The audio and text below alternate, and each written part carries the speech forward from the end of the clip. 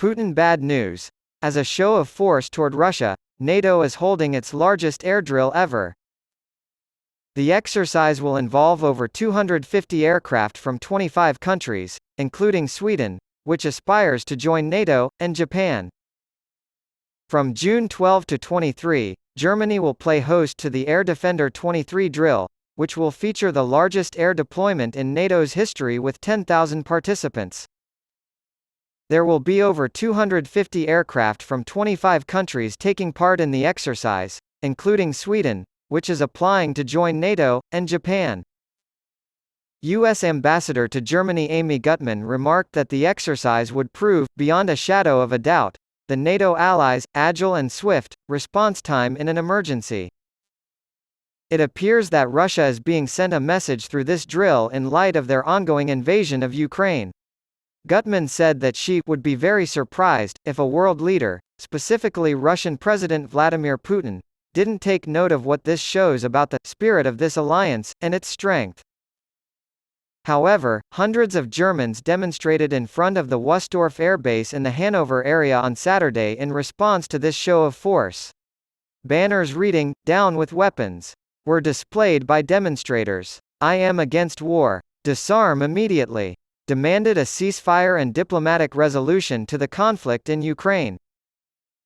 According to Gutmann, the upcoming drill will focus on defense. She went on to say that NATO planes won't, for example, fly to Kaliningrad, a Russian exclave between Poland and Lithuania in the Baltic Sea.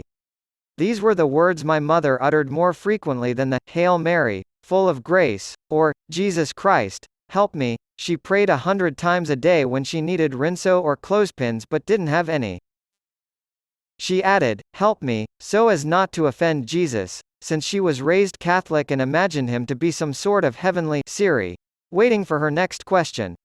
Isn't that how we all view God, anyway, as a kind of heavenly Siri? Don't deny it, it's true. We do. You got me, I was straying from the topic. Since becoming an official centenarian, my attention span has shattered and I find myself doing that quite frequently.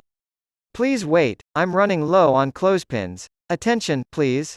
Today we'll be discussing the adage, "There's always something."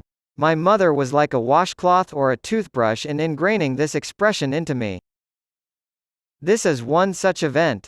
I've put in a lot of time and effort into getting dressed for special events like our annual dinner at Front and Main, a walk, or a bar mitzvah.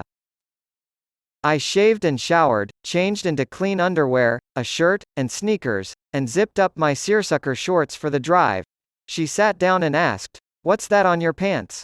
Like a MAGA poll watcher would. She is aware of its nature, but she insists that I be informed of it. It looks like champagne jam stained with wild blueberries from Maine. In other words, oh Lord, ain't it always something? Before I turned 100 in September, I used to let loose with a whole string of F-bombs. I used to get angry, but now I just mutter, "It's always something." The priest on the other side of the confessional screen when I told him about Rosemary DeBranco's Angora sweaters as an example of someone you wouldn't expect to hear uttering such a complaint. In a hushed voice, he said, "It's always something with you, Jeremiah." He then clutched his rosary. Or this past week at the U.S. Air Force Academy graduation ceremony in Colorado, when poor octogenarian President Joe Biden tripped over a sandbag and fell to the staging after handing out the final diploma. The First Lady probably made the sign of the cross, bowed her head, and prayed, "Oh Lord, it's always something with that man." After hearing Joe Biden call for more bridges, tunnels, improved railroads, and shelter for the homeless at the border, Kevin McCarthy gulped and asked, "Kevin, would you consider saying the rosary with me?"